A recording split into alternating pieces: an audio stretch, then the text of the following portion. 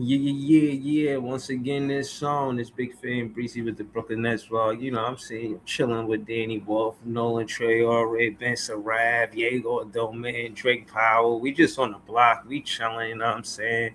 So yeah, you know what I mean? Yo, Danny Wolf, what's good? You know what I'm saying? Yo, oh yeah, I heard about that, Danny Wolf, but we ain't gonna be in here mudslinging just because Joe Tsai, Clara Tsai, and this and that. We ain't gonna be in here mudslinging. We ain't gonna act like everybody was just the Mac Daddy of them all and they don't know what it is to have problems with women. We ain't gonna be in here just trying to air out dirty laundry, trying to make it seem like we the Casanovas of the world. We ain't gonna be in here being disrespectful to the Mr. Joe Tsai because you know at the end of the day, no man is perfect. Now that being said, I don't know what happened. You know what I mean? I don't know the details. All I do know is that they still gonna have the franchises between the Nets and the Liberty, which is good, right? Is it good?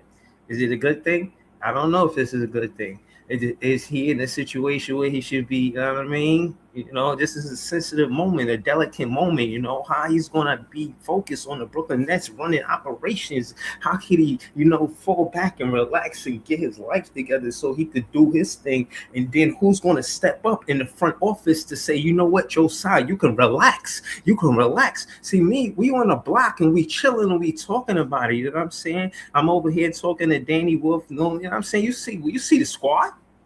You see the squad. I'm out here chilling. Now I'm saying, what's up? What's up? What up, Maria Signal More? What up, B10? What up, Jamal the franchise? Word. What up, Devil's Advocate? What up, though? Shit, you know what I mean? Look, I look at it like this.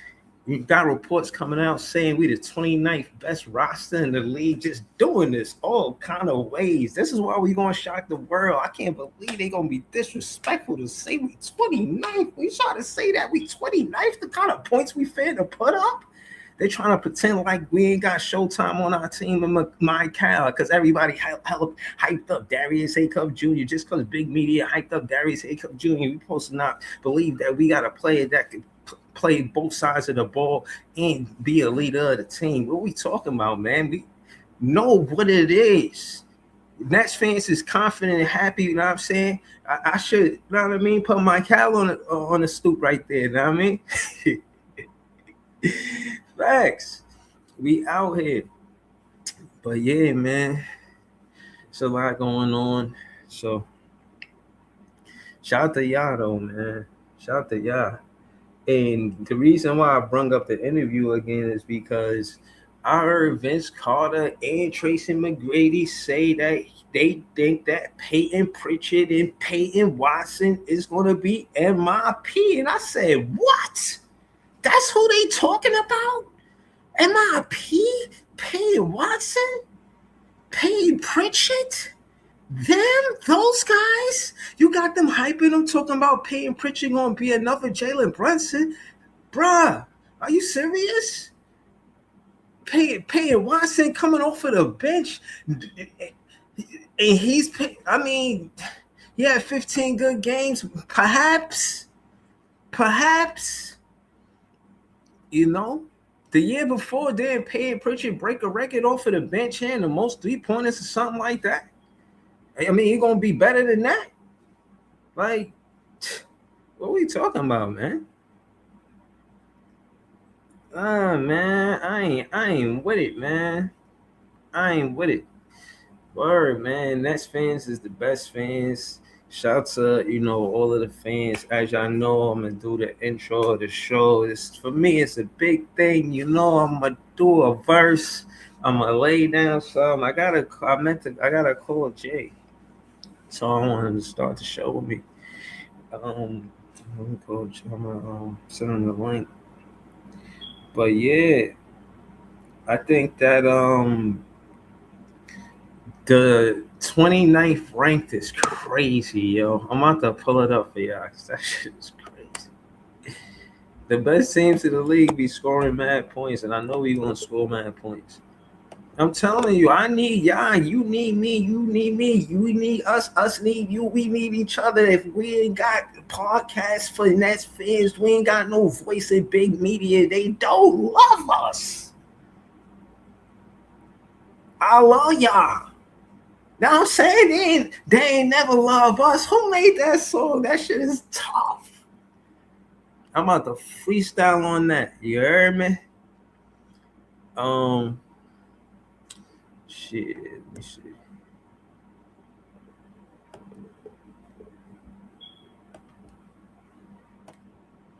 There you go for M.I.P, man. Peyton Pritchard this, Peyton Watson that. We got Egor knocking down threes, getting to the rack. Mm-hmm. Points getting to the stacks.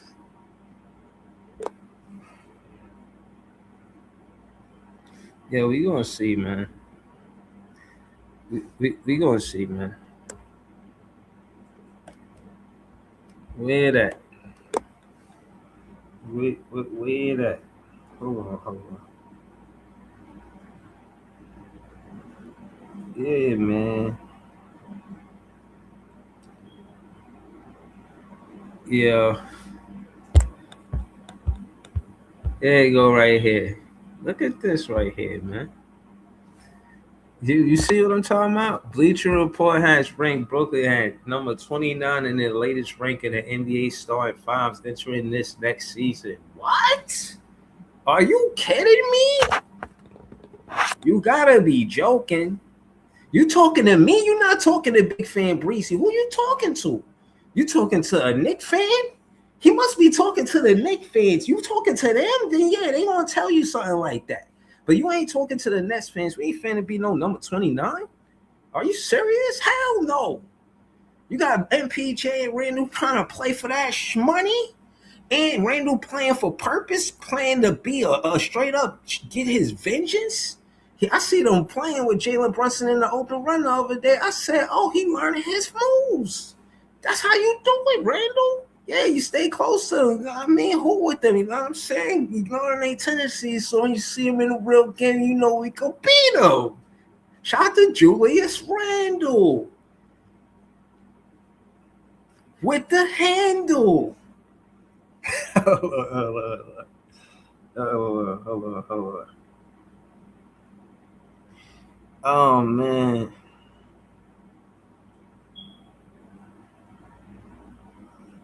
Yeah. Yeah. Hold on. I got you. I'm. Uh.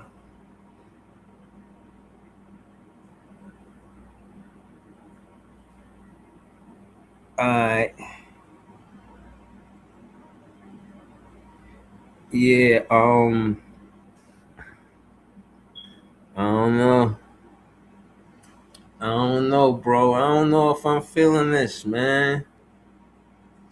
I ain't. You know what I'm saying? It's too crazy.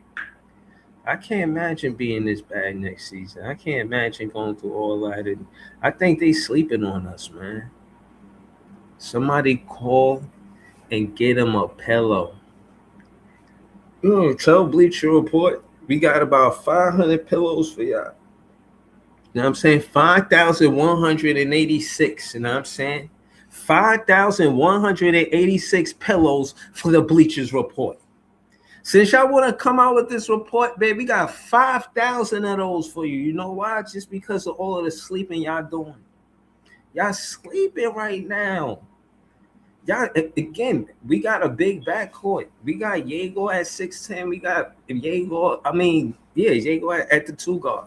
We got Mike Cal. He's a two guard at 6'10", 6'9", 6'8", or something. What we talking about?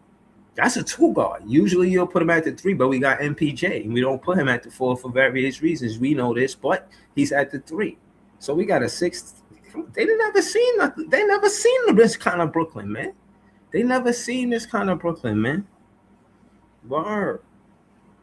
So,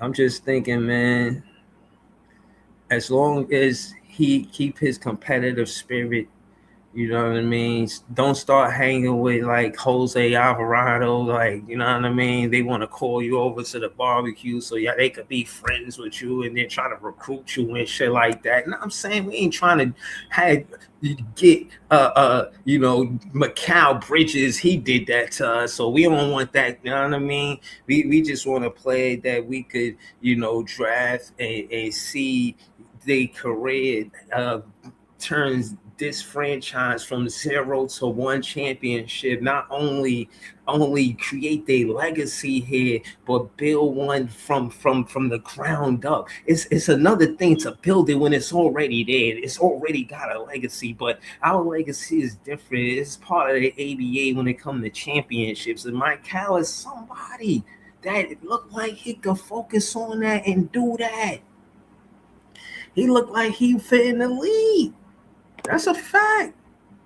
I cannot accept Bleacher Report and us at 29. I challenge whoever wrote this article. I'm gonna be watching them all year. I want y'all to remember this. Remember this. Remember this. But yeah, man. It's a lot of things in those interviews that in that interview I wanted you to see. Cause so he say he like Jay-Z and shit. He be chilling. Listening to Hov. He talking about Blueprint. He ain't say nothing about Reasonable Doubt. So I'm like, damn, he don't even know. He don't even know about Reasonable Doubt. Facts.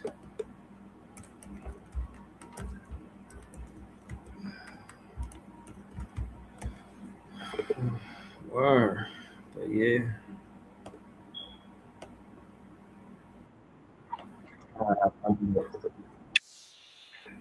Yeah, I found it.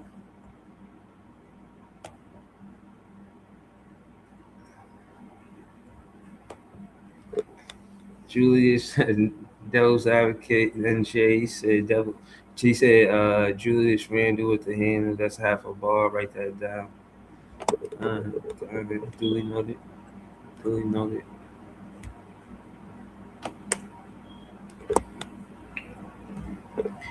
Um,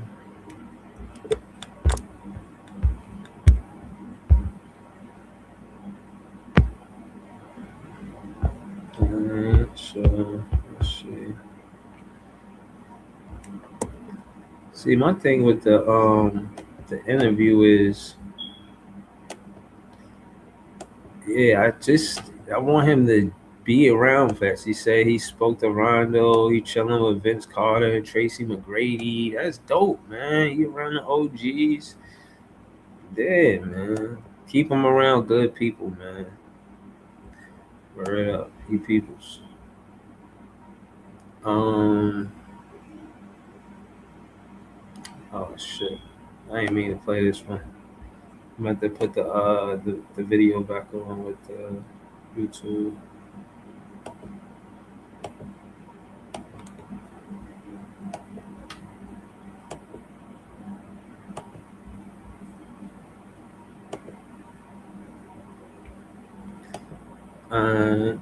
There you go. But we was talking about the M.I.P. That shit was a dope part. I think that was in the beginning.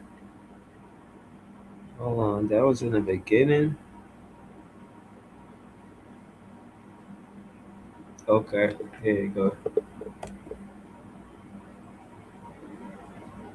So, because did they rank this off of MVP voting? I don't. It's a great question. I just okay. Here's a better question. Do you like the top 10? Do you think there's somebody else who should be in this top 10, regardless of ranking of the top 100? Are these the 10 players? See, I'm going. They put him on second team. How isn't he on this list when his care about this list? Because that part is good too. He talk about how on that same list about who the top 10 players and Jaylen Brown not on there, and he talk about all the accolades and everything that Jaylen Brown did. That was a good part. Watch the interview. This is a dope. I listened to the whole thing. You know what I mean? This is a good interview. But it's not that part. Not that part. Hold on. everybody has a different criteria to where you don't want to put him on the list is flawed. I don't like that.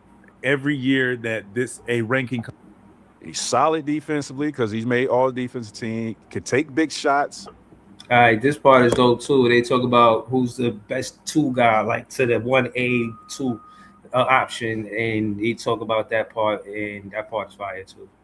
Um, let me see. It's not that part. I'm trying to find it. With you, I'm going to go with J-Dub. I think he is the one. That's FanDuel.com/cut 877-8-HOPE-NY. Ladies and gentlemen, boys and girls, we do have Michael Brown Jr. in the building, but look, gold medalist 2025 FIBA.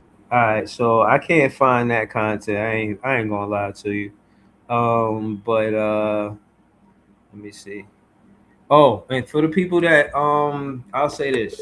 For the people that was wondering what's going on with his back, like if you listen to the interview, he talks about that. They asked him about that, and he basically tells them like there's exercises that he do on a daily basis to to help it, and the consistency of him doing that exercise is what keeps his back healthy. I'm paraphrasing, but yeah, again, watch the interview. It's really good, and you know what I'm saying. You know, yeah, you should watch the interview. With U19 World Cup, 2026 USA Basketball Male Athlete of the Year, 2026 All ACC Third Team, and 2026 All ACC All Freshman Team. Oh, by the way, and he's DME finalist. Daytona is in the.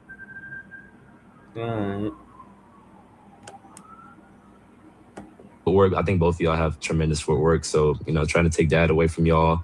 Then you go to the guards. I was a big Steve Nash guy growing up. Big Rajon Rondo guy, and a big CP3 guy growing up. We gonna continue to play his message to the Nets because, we Nets fans, feel me? So we gonna skip past all of that, but go watch the interview. That's a fact. What is it that they will learn about you, or what is it that you want to show them about you that they may not know about you as a player or your game? Yeah, I think one, my impact on winning, not really just trying to fill up the stat sheet. At the end of the day, it's about plus minus with me. Like if I'm on the court, are we in the plus? Are we, winning the margins? I feel like that's the biggest thing that kind of separates me from everybody else. And some things that I want Nets fans to know is that, I'm all about winning, whether that's me scoring it, whether that's me playmaking, whether that's me being a leader, or if I have to be all of them. Like I've taken on that burden. Like I've been in every situation. I've been the guy. I've been somebody that has to play a role. I've been the superstar on the team. I've had to do just scoring. I've had to do just playmaking. I've literally been through it all. So I feel like I'm very versatile and diverse when it comes to like whatever is needed of me, and that's what I'm going to do. And also on the defensive end, I really feel like people coming into this draft process kept trying to get at me for my defense, but really didn't go look at the film and see how I guard. Like I guard the basketball. Like I feel. See, this is what I'm saying, bro. Like, of course he'd say the right things, but I believe it, bro. Like, I'm just keeping it real. Like, he's just someone that naturally. I seen the two blocks, I seen the steals, I seen the defense, I seen him play that side of the ball, and I like the fact that he's making it a thing where he's saying that you should know me on this side of the ball as well. I'm a playmaker on this side of the ball, and again, him being a two-way player, that's a magnificent thing, especially him being our point guard. You feel what I'm saying? So a lot of the offense in the NBA come from behind the perimeter, come from the three-point line, and them trying to create from behind the three-point line instead of inside the three-point line. That's a new thing in the modern NBA. So him being a POA defender, I imagine, or playing defense before they get to the three-point line from the half court to the three-point line, he playing defense in that zone. Yeah, man, that's what we need. You feel what I'm saying? So, yeah, man, like I said, I know. Shout out to Big Homie, stay solid. Like, please, word. Like a lot of fans gonna say a lot of things about you know what I'm saying, the players, but that went before him and after him. But I'm telling you, as Nets fans, focus on this player being the one that could get us to the winning basketball. He just said he versatile. He could play different roles. He could play the catch and shoot. He could play make. He could be the one. He could be the two. If he's saying he versatile, and I'm just asking for the one, him to play the one and the two, I don't think I'm asking for too much because he's 6'5". You feel what I'm saying? And me personally, I'm not asking Egor to play the three. I will be asking him to play the one and the two too. So I think him being a good teammate as well, I'll be asking from Mike Cal too. And I think that's what he was saying in his own words. So he's not just a good player, but he a good teammate. You know what I'm saying? So, word. So yeah, man. That's how I look at it. I feel like that's normal. Don't worry about that. Like it's normal. There's people that don't watch the game. Yeah, it's true. They look at that's stats. True. It's a bunch of stat watchers don't watch the game, so don't even worry about that. You're gonna hear. Yeah, no, that's not true. The last time you're gonna hear that. That's true, and it's also where I grew up. Like my dad always said, if you can't guard, you ain't supposed to be on the basketball court. Plain and simple. Plain and simple. Like if you can't guard, sit your behind down on the bench. So you're going. That's how he leading the Brooklyn Nets. That's what he's saying to his teammates before the season starts. This is what I'll be trying to say. Like, y'all gotta respect this handle, because if he's talking about leadership and saying that you should be on the floor if you don't guard, that's just a prerequisite before you even play with me. Pause. So there's going to be things where we talking about how the identity is going to be the offensive side of the ball. But if he's somebody that's a leader saying that if you don't guard, you shouldn't be on the floor, there's either going to be a flow with that, or, you know, it's going to be, I think, you know, the leadership is coming to him being vocal about somebody not guarded on a team. Somebody got to say something. Somebody got to say something and look like he will say something. He'd be like, yo, you not guarded. Like, how you not guarding? You're like, yeah, you scoring, but you not guarding. Like, what's good is your 2 points if you're going to let your play the guy you defended score 2 points. That's the kind of tone we set, and we're not only going to be an offensive team if Michael is the leader of this team. That's a fact. That's all I'm trying to say. I'm just talking Brooklyn Nets basketball to y'all, man. That's it, man. You're going to find out that it's a lot of cats in the NBA can't guard. A lot of them. And I'm talking about they stars. Hey, listen, help me. Hey, we get off this podcast. Tell me which one so I know who to go at when I get there. When you're going to realize. You're going to be like, man. Hey, this didn't take long. I thought he was nicer than that, right? Yeah, let me know something. So get the scouting report early. When you speed while driving, you have less time to... All right, so, oh damn, they put a whole commercial on the net, but he still got a message for the fans. They put a whole commercial with that shit. Oh, shit.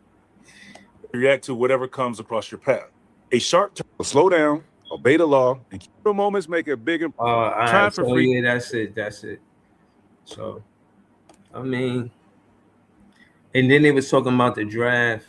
Oh, that we could watch that part too.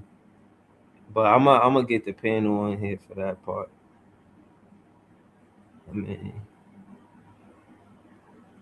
no, not this one. Oh, here you go.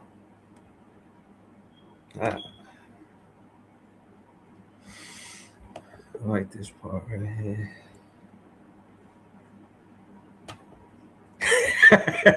He talk about Cam Thomas. You funny as hell. That's funny as hell. I ain't gonna lie, say you funny as hell. Oh man. I see y'all, man. I see the chat. I think I don't see y'all, man. I see y'all talking that Cam Thomas shit, man. Y'all funny as hell. Wow. Like, this the part where they talking about the draft and all that.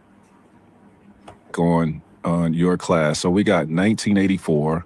We have 1996. We got 2003. And I'm sure probably, is it 2016 or 2018 class, I think came in. That's a pretty decent class, but I'm not sure which one it is. But those three, 84, We got 96 and we got 2003 with Braun and D Wade and those guys. There's some pretty talented players in today's class. Yeah. Do you think when it's all said and done, give me some of the guys in your class where you think will be, like all NBA and have a potential Hall of Fame career when it's all said and done in your class? Yeah. I mean, there's a lot of dudes in this class. Like, man, we all can play ball. Like, we all can hoop. So it's really going to be, I don't want to feel like I left anybody out. Because everybody ain't going to make it, bro. Everybody ain't gonna make it. That's true. And it ain't gonna be all NBA. It's gonna be some guys in that top 10 that you ain't gonna see in 3 years. That's true. I mean, obviously you got the core four. I think Caleb Wilson, Cam Boozer, because his impact on winning. I mean, you've seen it through high school and you've seen it through college. He's a winner. Mm-hmm. So him, then DP and AJ, obviously, I think are going to be, all NBA guys at some point as well. Myself. Darius Acuff as well. I think he has that talent as well to be like that. I mean, there's a lot of guys. There's a lot of guys that I could really name off. So see what I'm saying? Look who he didn't name. He said there's a lot of guys he couldn't name, but look who he did name. And again, I don't think what I want Nets fans to think is I think that Darius Acuff Jr. not a good player, but what I'm saying is, I think what Michael Brown Jr. is doing, what up, John? Hey, Bruce. Basically trying to tell the fans, pay attention to my defense too. Like, if you're going to look at me and say whether you're a fan of me or not, pay attention to my defense too. Don't just look at me and only appreciate me for the offensive side of the ball. If you do that, then, you know what I'm saying, it's going to be wild. But yeah, man. What up, John? What's the word, man? Hey, Bruce, what's going on? Yeah, today's been a mixed bag of news. The Mo Wagner signing, like that kind of completes the Nets all season. They only got $4 million in cap, which they likely could hold on to, so that's kind of set there. The NPA stuff, we'll see what happens this upcoming month of August. That's either get ironed out one way or another if there's a contract or not. And then the Joe and Clara thing, best wishes to both, but it's definitely a drama thing that I don't think the base wants to deal with. Like, the fact there's been so much disunity the last few years with an infrastructure not being structured. Now, at the top, again, there's a hopefully not a messy divorce, but a divorce nonetheless. It's crazy. Joe has been more married to Sean Marks than his own wife since he took over a basketball team. That's definitely going to be a fun fact to look back on one day.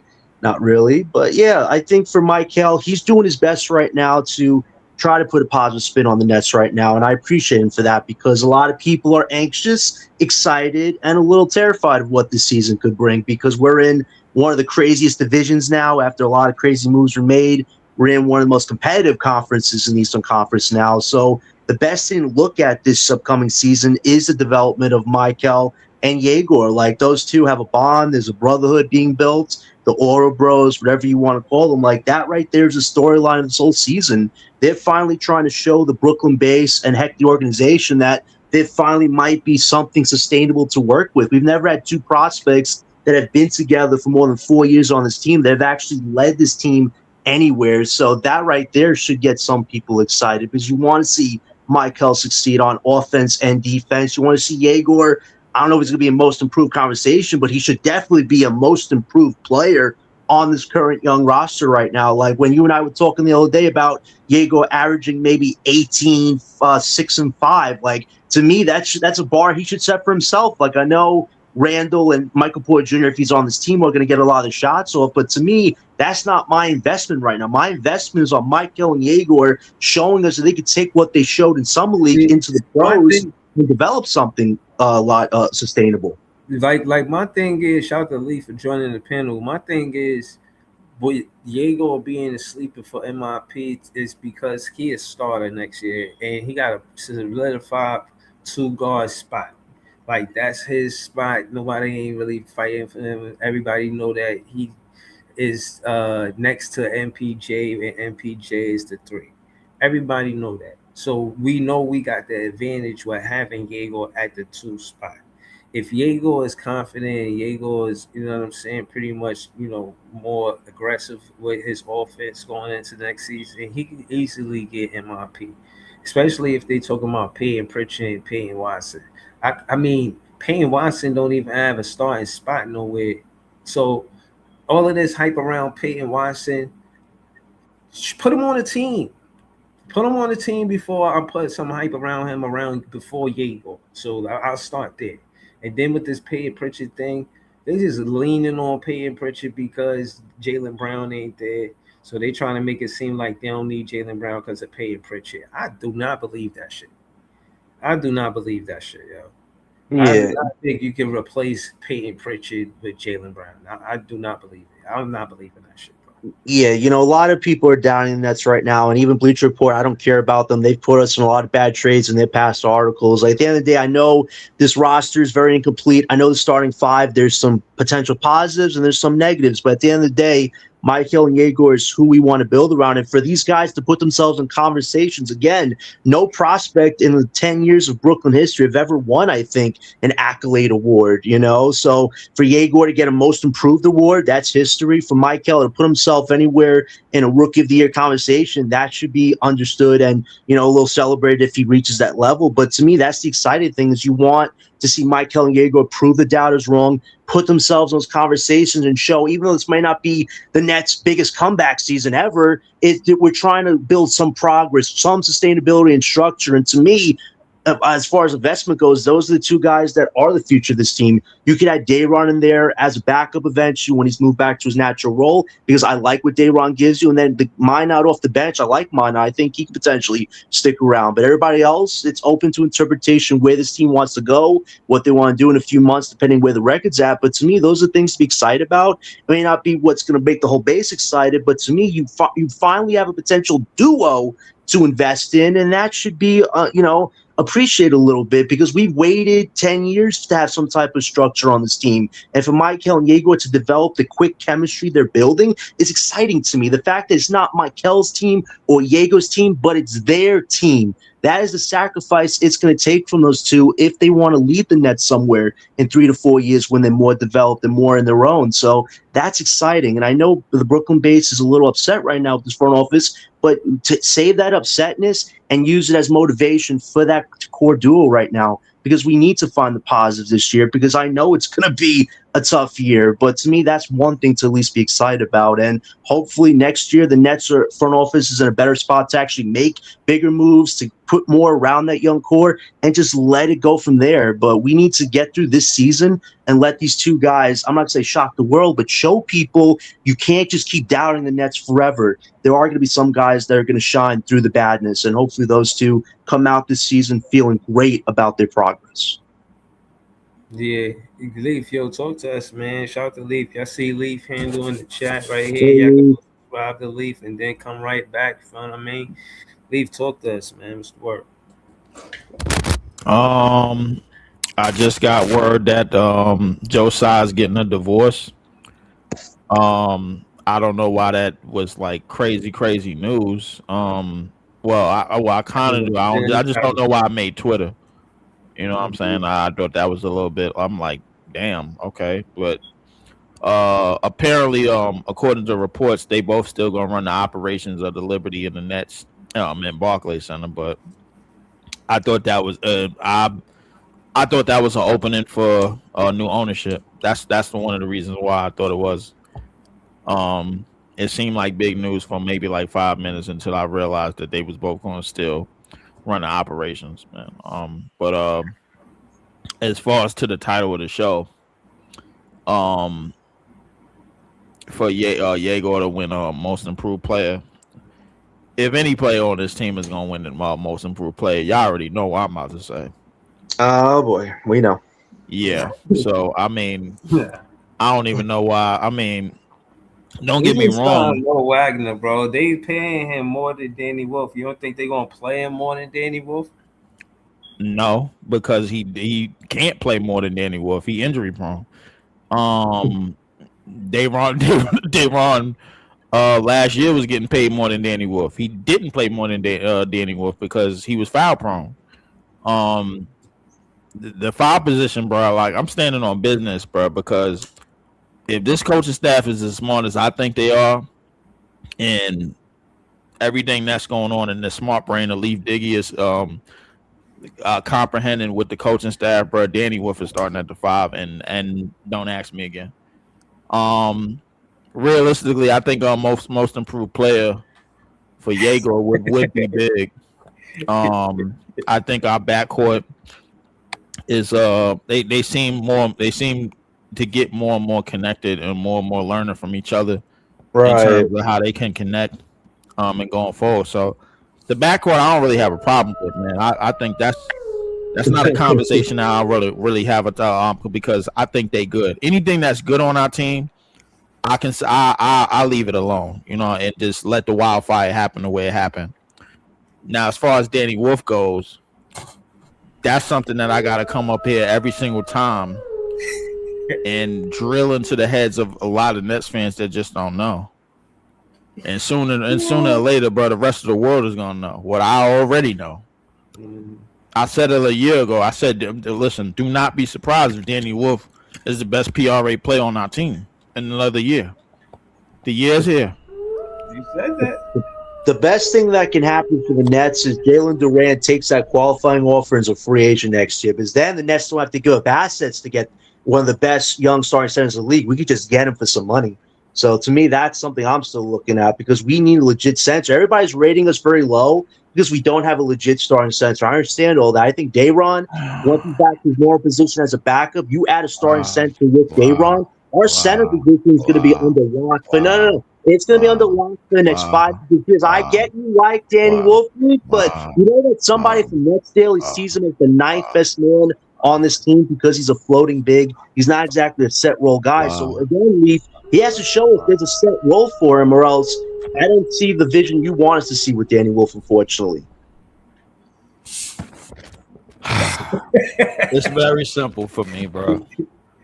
If this front office is as smart as I am, Danny Wolf is starting at the 5 this year, and our playing style and everything that's going to open up for our playing style for more opportunities all over the court from 1 to 5 is going to be something that a lot of teams are not going to be ready for offensively. We're going to lean heavy on versatility. This is one of we said it last year. This is one of the reasons why players like Danny Wolf was drafted. It's one of the reasons why Egor was drafted. We thought he was a 1. We moved him to the 2. You might think Danny Wolf is a 4, man. We mess around and move him to the 5, and then now we got centers flying all over the court trying to defend, and they don't know how to because they big and stupid. Then what? But they got Mo Wagner because they didn't want even Dan to be a backup. He's the 4 right now. In fact, he's competing with Noah Clowney for the 4 position this upcoming training camp. He already wants it to be a fair fight. But you got to do that too. I think we can all agree. No Clowney is no competition. I agree that Noah Clowney is likely to be a trade bait for somewhere else in a few months of the deadline. But for right now, again, Danny Wolf has to come into training camp ready to go and show us that at Summer League there were just a few bumps in the road, but he's actually ready. Danny Wolf got to earn his spot over Mo Wagner and Dayron Sharp? Again, if he wants to be a backup 4 at this point, you have to stay ready, because Jordy is going to have options. There's no spot to earn. Put Danny Wolf on the court and watch him work. It's just that simple. Hey, yo, what up? What's good? What up, please? What's up, man? East on 39th Street. I had to pull up because I need Leaf to justify the Leaf and Wolf. I really need, because like what has he shown you to make you have so much trust in him? Like what has he really shown? Like, because when I see him play, I see he's so erratic. It looked like he's thinking too fast and he's moving too fast, and like he got to slow down. So for me, I'm not seeing what you're seeing. But every time I get on the chat, every time I get on, pull up to the, Breeze show, you heavy with the advocation for this dude. And I'm like, I just don't get it. So please, what do you see in this guy? What has he done specifically to name him the next starting center for the Brooklyn Nets? Specifically, it's a lot of people that's on this team that really haven't done too much of anything. Nah, we ain't talking about them. I'm talking about. But We talking about. nah. The reason why I started like that is because Danny Wolf is in that group. The group is what is now known as the Flatbush Five and Michael Brown. So when you look at that group, bro, nobody has really shown anything. Realistically, bro, like it might seem like I'm talking shit, but realistically, bro, I'm talking basically what the organization is basically doing. They just throwing shit at the wall, seeing what works. And 9 times out of 10, bro, like when organizations do that, they catch shit. They catch people slipping. They catch a lot of teams slipping. The thing is, what I'm thinking in my head is just about where everything is going in terms of the game today, because I guarantee you if Danny Wolf would play like Lob City DeAndre, nobody would have a problem with starting him at 5. But the fact that he don't, bro, like it leaves a lot of people question marks because they still stuck on what's needed on the court as opposed to what we have on our roster. Nah, I need him to make a 3. He will. I need him to make a 3. He will. Listen, I'm gonna put this on your mind. Even though his 3-point percentage dropped, he proven in short minutes, bro. Like before it was at a stretch last year, bro, when he was averaging 17 minutes, that he was shooting 41%, bro, on threes. What's his numbers at the rim? His numbers at the rim are better, bro. Like this past summer league, he shot over 60% at the rim. I ain't talking summer league. I'm talking real NBA players. What was his numbers last year? His best, bro. His best in that 17-minute stretch, he was at 57% in less than 20 minutes. You know what's crazy with Danny Wolf so far? The way they've played Danny Wolf, they had him as the backup forward off the bench, and when he did start these past year, he was playing small forward. Like, I just don't think Leaf, they envision him as a starting big, and I get it. I look at Danny Wolf's progress this summer. I saw the same Danny Wolf with just some small improvement on offensive rebounding at the glass, but his playmaking, which was one of his strongest assets, you and I can agree on, was a huge weakness this summer because he's trying to transition to a big from a guard big, and that's just a tough thing he has to figure out. Like, do you want to be a guard big? Do you want to be a wing big? Or do you want to be a legit center? And I feel like the front office is trying to make a decision of you can maybe be a 4 or a 3, but at the 5, we just don't trust you like that right now. And that's the biggest thing stopping him. At the 5, bro, I think the play style that he has, if you just add a rebound into it, if you just add boxing out and rebound into it, I think in Jordy's system, I think it works just fine. But I could be wrong about it, bro. But I mean, I understand how you feel about it, what's needed on the court. But I'm focusing on what the roster already looks like as it is today. I just see more of a Sengun game to Danny Wolf, like a guy that could score, he could play make a bit, but you just saw how bad Sengun was in his past playoffs because he didn't take the defensive assignments seriously and got cooked by 40-year-old LeBron. And for Danny, some teams were cooking him last year just because they realized he's very slow on defense, and he needs to show us he can put them. I don't think I put this on your mind, bro. In the Danny Wolf minutes, bro, he made our team plus. Our team was +9 defensively. That was the best out of all the people on short minutes. In the Danny Wolf minutes last year, bro, and it was only 20 minutes a game. We were +15 with him on the court. I know that don't really mean much to you, bro, like because it's only a short time. But what I can say is it means something to me. It means something. What I can, of course, it should mean something to the optimistic net fan, which we just so happen to have on the panel hosting the page. Hold on. I just want to finish this run before I go out and drive because I'm gonna go out and drive in a minute. What I will say is this: everything that we have on our roster is throw at the wall and see what sticks shit. That's what it really is. Like everybody, I think most Nets fans just got to come to that conclusion. Jalen Duran is not coming through that door. I'm sorry. Peyton Watson is not coming through that door. If you don't say Murphy is not coming through that door. Okay. Yeah. Y'all just got to get it through your minds, bro. That's what's happening. Lee, for $57 million, no way, bro. We good. I wasn't giving it up for $35 million, bro. A lot of people didn't want to give it up for that. So realistically, bro, I'm focused on how the roster is constructed and the fact that even though Day'Ron Sharpe got a 2-year, $20 million deal, he still plays significantly less minutes than Danny Wolf. You know what's crazy? Signed 2 years, $19 million, bro. We got him from Orlando. He still played less significantly minutes than Danny Wolf. If you are negative on the court offensively, they're not playing you. We was It's just tanking. that simple. You know what's great about Durant stuff? He's not getting no $50 million. That's just an angry tactic him and his agent threw at the Detroit because they don't value him as a player on their team. If he is a free agent next year, if he somehow takes the qualifying offer, which would be crazy, but we've seen crazy things happen, the Nets could probably sign him outright to a descending salary. Say the first year's 40 mil, it drops to 37, 36. Like, I could see the Nets figure something out with Jalen Durant. He's not getting no $57 million, but if it's a descending salary around 40 to the mid 30s, hell yeah, I'll sign that guy to play with Mike Kell. Hold on. Let's call it what it is.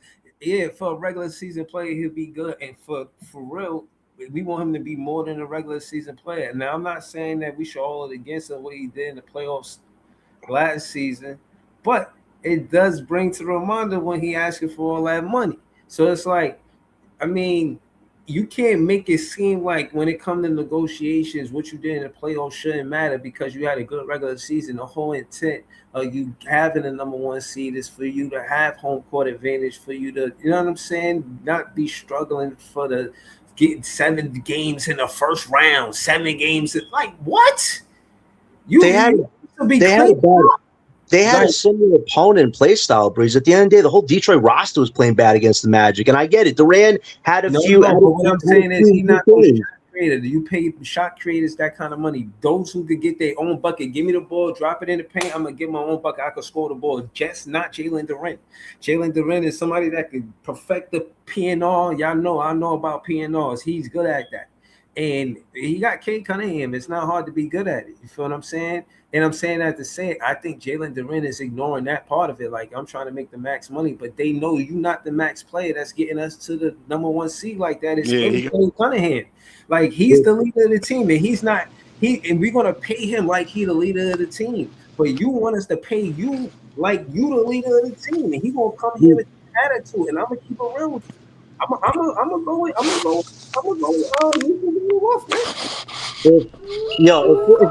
If we have a Jalen Duren, Dayron center combo alongside Michael Yeager, the Nets have a lot figured out as opposed to this current mismatch we got going on. Duran got to be set up. He ain't taking that into consideration. No, Durant would be easily set up for on his team. You could have guys like Yeager, Michael, and Nolan make easy shots. They all about to drop the bag. Like honestly, if I'm Durant, why would I want to stay with Detroit? Their roster looks so bad right now. They made minimal moves. Kevin Huerter, John Collins, what are we talking about? And I don't know who made the comparison. I think it was Jay from BK that Randall and John Collins the same player. Not true whatsoever. Like, John Collins has been relevant for years, man. Like, for the Brooklyn Nets, if Durant's a free agent, if you could find a $40 million first-year salary and de-escalate that for the next 3 years, do that. Like, having Jalen Durant with this young core makes us a lot better in the East, Breeze. Like, you see how much of a bloodbath East is right now. For the Nets, you figure out that center spot. You can figure out the wing stuff in due time because you have a lead backcourt. I just feel for the Brooklyn Nets, they have to take that seriously eventually. Like this Dayron, Danny, Mo Wagner stuff, it's fun, but it's not believable. Like, we have to stop making a parody of our team and start getting actual components to have something real. Yeah, but what I'm saying is I think the backcourt is a real situation. I do think that the backcourt is one of the things that Net fans would say they wanted, but it was just a template without a name. The template was a big backcourt because of a defensive backcourt. You need a big backcourt. We don't want a small guard. That was a whole conversation around Darius Acuff Jr. when we was rooting for Darius Acuff Jr. to come in. That's fans that wanted him here. They brung that up all the time. Only the same height as Cam Thomas to stand in third. So one of the things that was addressed was that, in my opinion, that is the core. The 2 lottery picks that the Nets got, those are supposed to be the most important players. As far as the way we spend our money, as far as contracts is concerned, as long as it don't clash with us paying our backcourt, in my opinion, I think that's the priority for the Nets. And whoever they sign has to complement the backcourt. They're not going to focus on the backcourt no more. They got Keon Ellis. That's Jordy Fernandez guy. They, you know what I'm saying? They, doing things. They got Nolan Traore. They like Nolan Traore. You know what I'm saying? So between those two and then Ben Saraf, they ain't do nothing with him. He's still on the roster, right? Case in point is they not focused on the backcourt no more. They go on to the small forwards and the bigs. And I mentioned that to say, I forgot to mention Drake Powell, but I said that to say they have direction. The Nets have direction. We don't have no media. Don't wait for media to validate what we saying. If you paying attention to the Nets, they doing what they supposed to do. They built a backcourt. In the modern day NBA, you want to have those two players solidified. Both of them can play the 1 and 2, and it's a big backcourt. That's how teams are winning.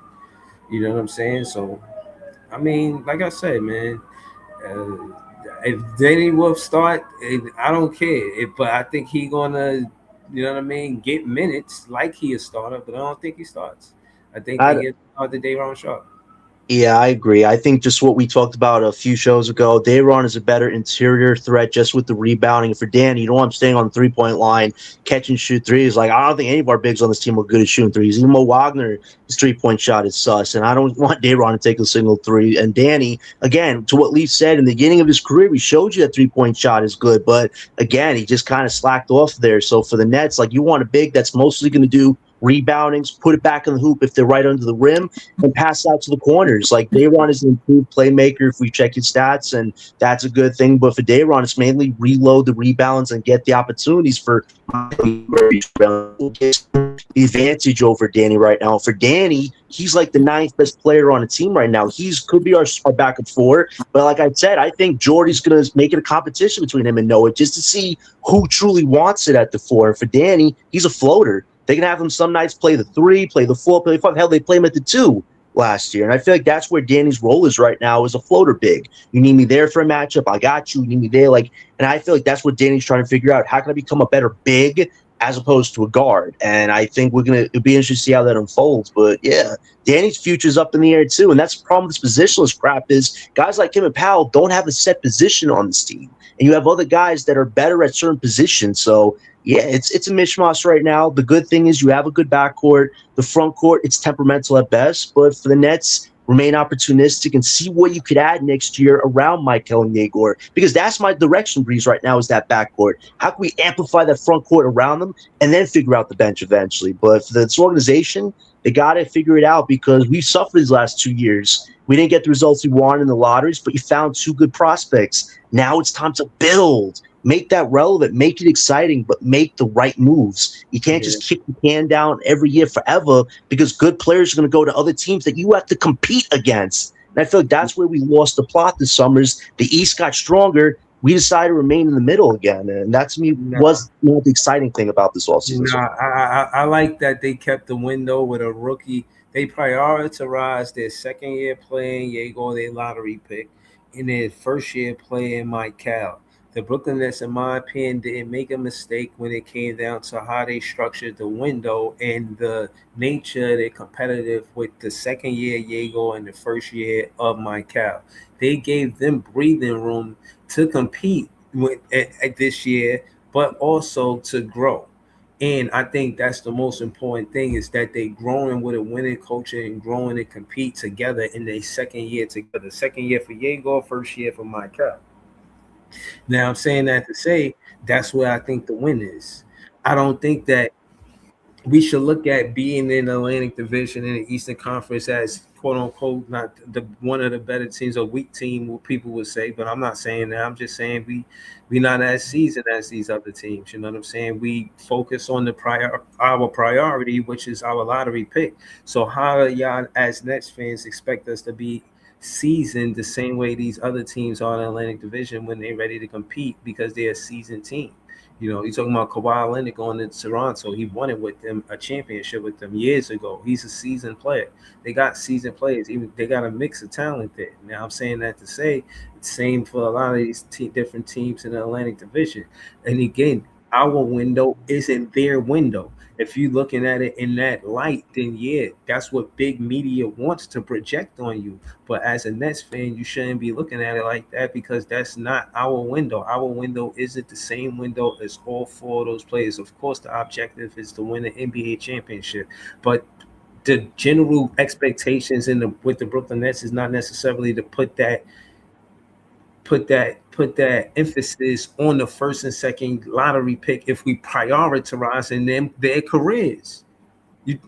So I'm saying respectfully, we would prioritize in all of their careers, but respectfully, the lottery picks are, you know what I'm saying? How they building a team from the core. And because of that, the window is in their contract.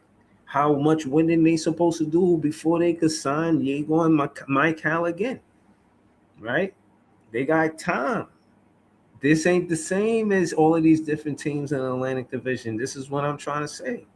But we playing versus the best teams. Don't look at it like a bad thing. Iron sharpen iron. So I'm trying to tell you, man. Don't look at it like a bad thing. Let them go out there and compete. The Atlantic Division is a gauntlet. Yo, it's taking a big fight, man. It's like King of the Hill. The I'm Atlantic telling Division you. is stupid. Well, And they had to that's get what I'm the brand saying. back, man. Like, No, I hear you, Breeze, and I think that's what is going to be a good character thing for these guys is you're going to go through adversity again, but you have a young duo in place that's going to struggle together, but they're going to overcome some of that adversity. But my main thing is next deadline, the Nets should be looking, no matter what the record is, like if there's a chance to add an impactful piece that's on a different team that's unhappy but will fit the timeline perfectly, the Nets got to do something like that because you could only get better from building.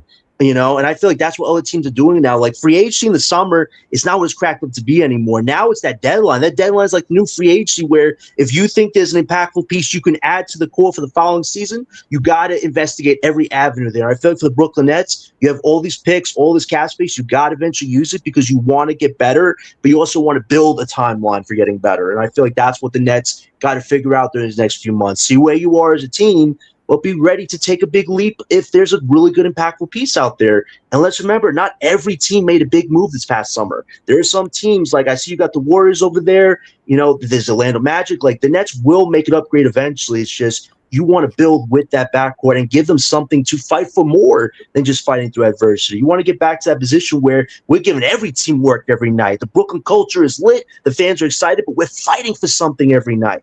That yeah, is to me when I'm going to know this organization has truly understood that.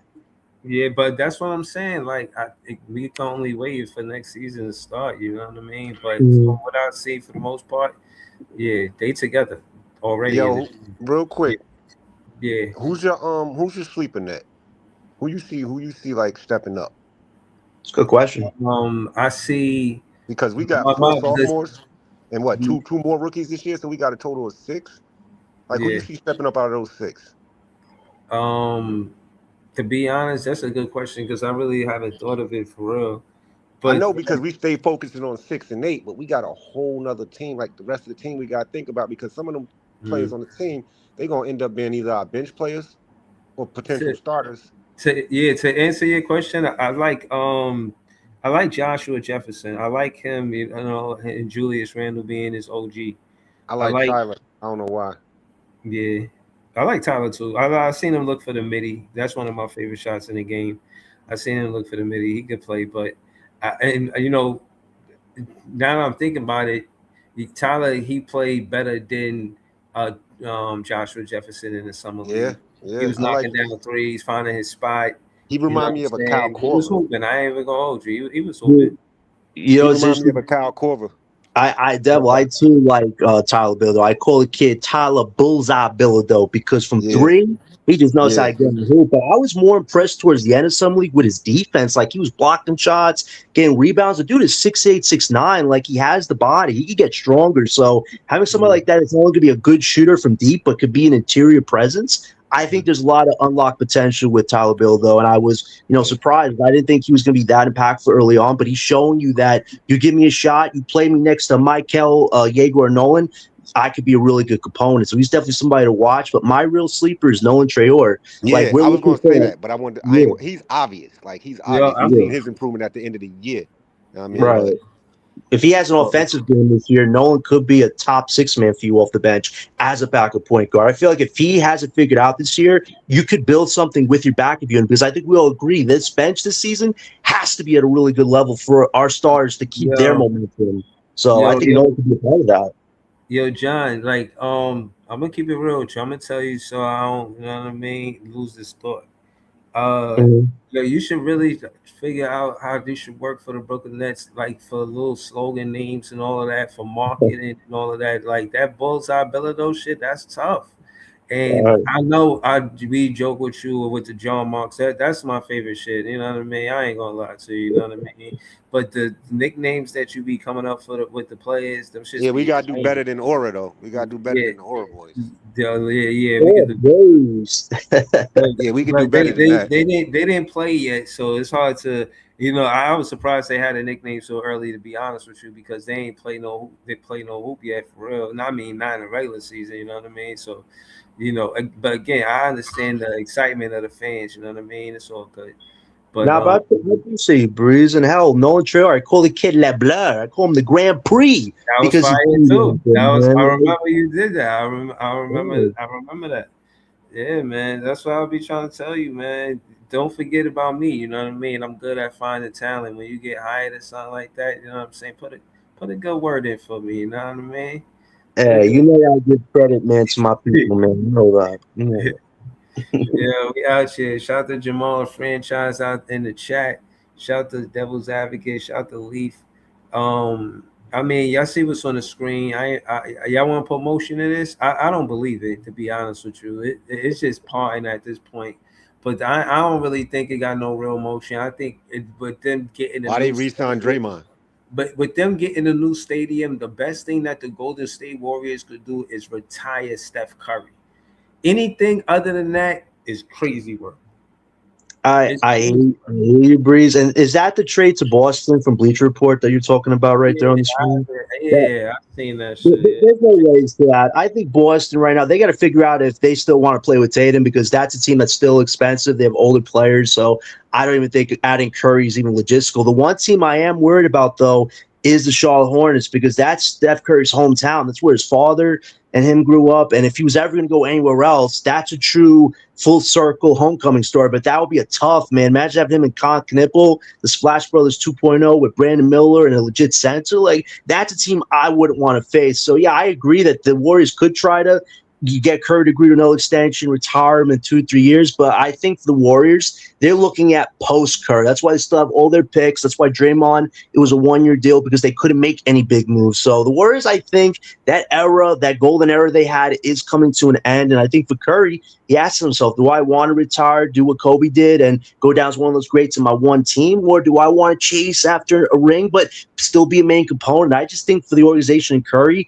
there's a diverge happening right now. And I feel like after this year, and if next summer, if they don't make any big moves to improve the roster, the writing could be on the wall. So as much as I agree he should retire with that team, I wouldn't be surprised if he does want to go somewhere else to give it one last try to win a fifth final ring to end his career on a legendary note. So I Y'all, think they're in the way right now. y'all seen the news on Zach LaVine and your boy Klay Thompson potentially joining the Heat? Zach Nah, I LaVine, ain't see that. Miami? Maybe. Yeah, Yo, what they up, the Lefty? Kings about to send LaVine home. They told him he ain't got a role on the team. I Mm, heard Zach might go to Detroit. And you hear that Kate Cunningham was mm. trying to recruit a lot of people and nobody want to go to Detroit. I'm not surprised, but Oh, Well, I word? just Nobody Miami want to needs go to yeah. shooters. Detroit?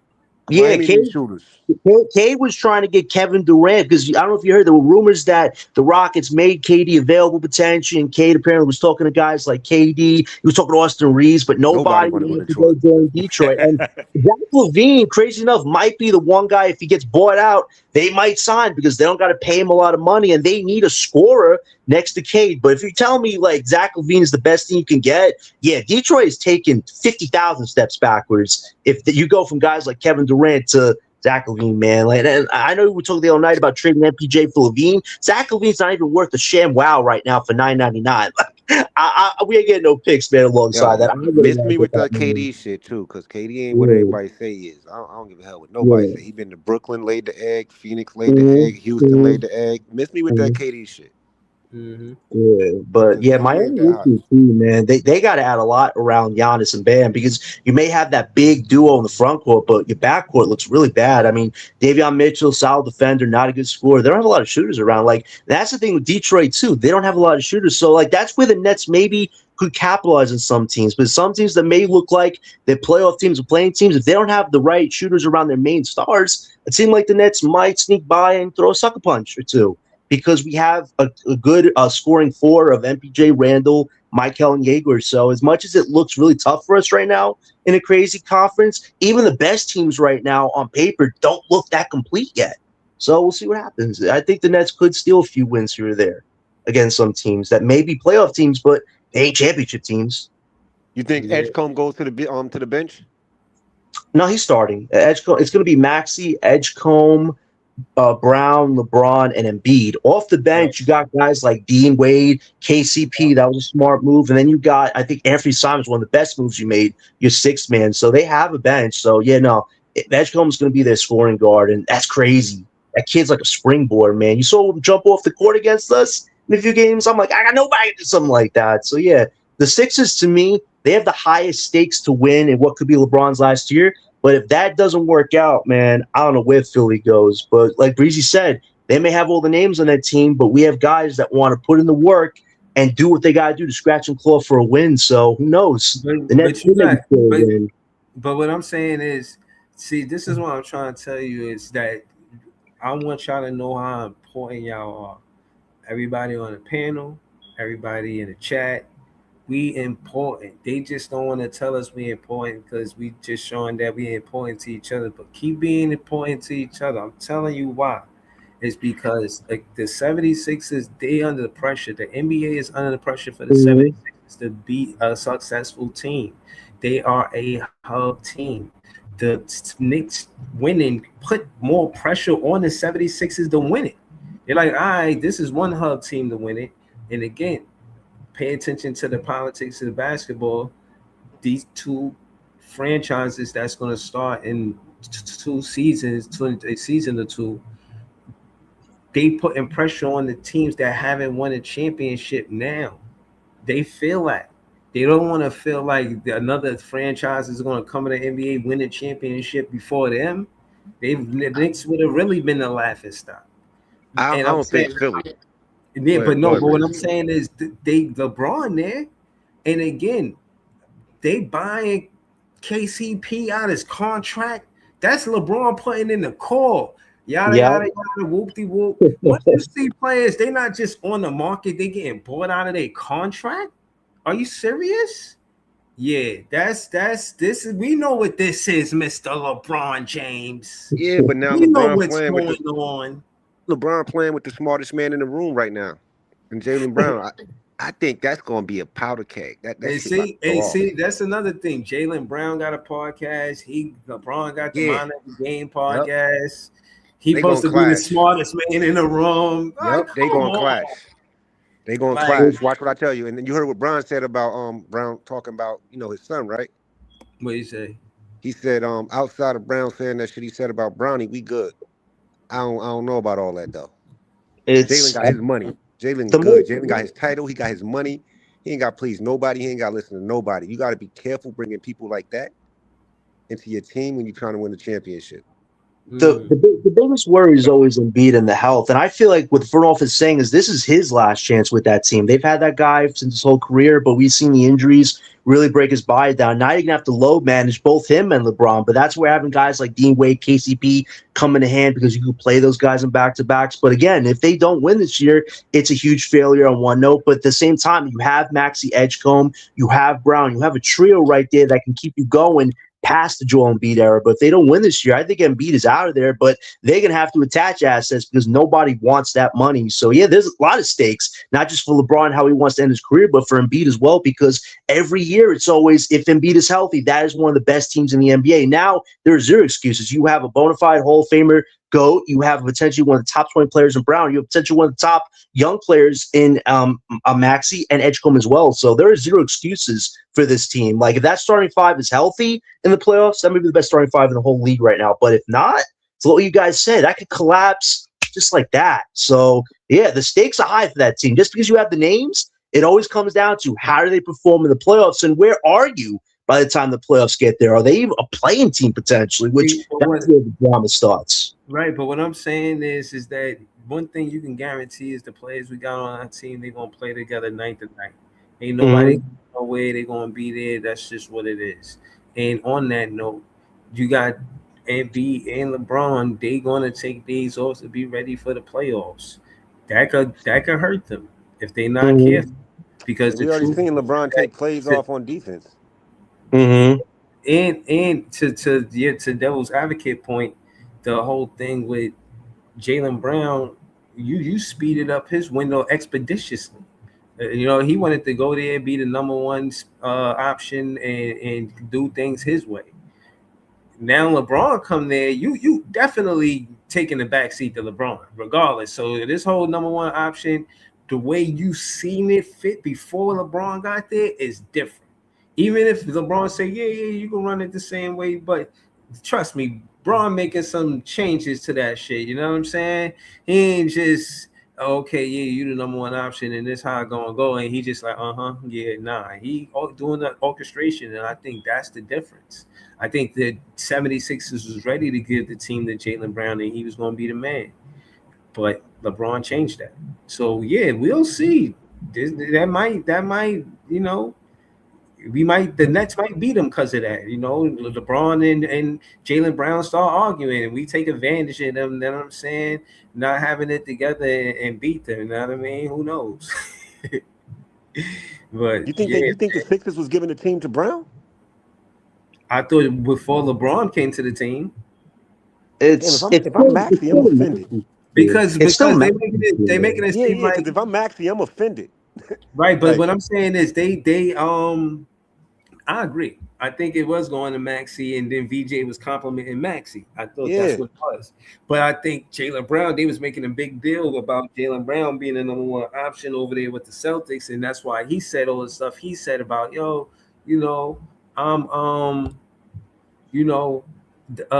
my favorite season is this season, and they was like, why would you say that? And this, that, and the third, yada yada, and it was all of that. Because he got his money. Okay, that he said because of that. Yeah, he got his money, bro. He paid. He's set. Like I said, he got his title. He got his money. If he don't want to stay in Philly, you don't think he's gonna make it a problem? You don't think he's gonna sit down and kick his feet up and be like, I ain't doing nothing, trade me? Why the fuck y'all talking about these teams, man? What the fuck, because we covered everything the Nets had. Yeah. Like what? Man, you just come on there cursing. I had you mute your shit, bro. It's Nets world, man. Nets world. Yeah, I know that, bro. But it's the off season. We talk Nets basketball. You pull up on the one bitch part ass teams, yo.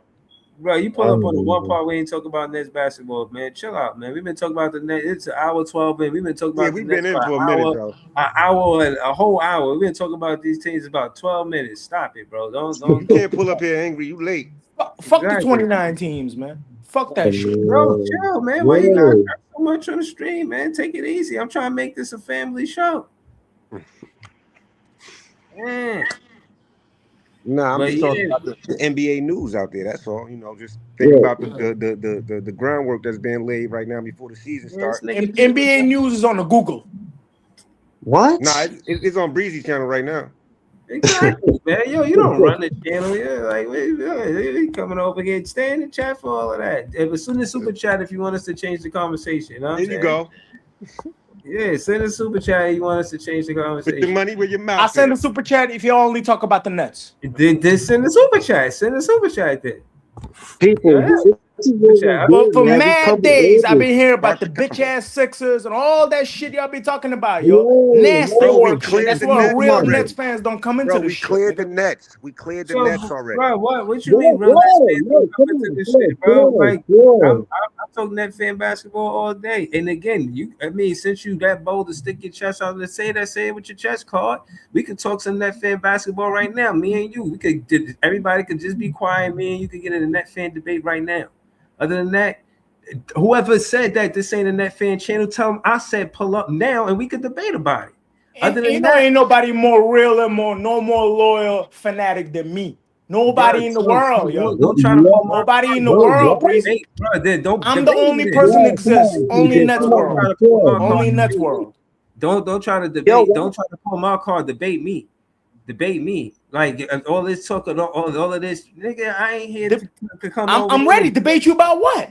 Let's do it about the Nets. Let's do it. I ain't a Nets fan, and just because I'm talking about other teams, nigga, stay in the chat if you don't want to hear about it. Or bro, just wait till now. We ain't even talking basketball. I'm talking about this is the Nets shit. That's the reason I listen to your shit. That's the reason I click on your shit.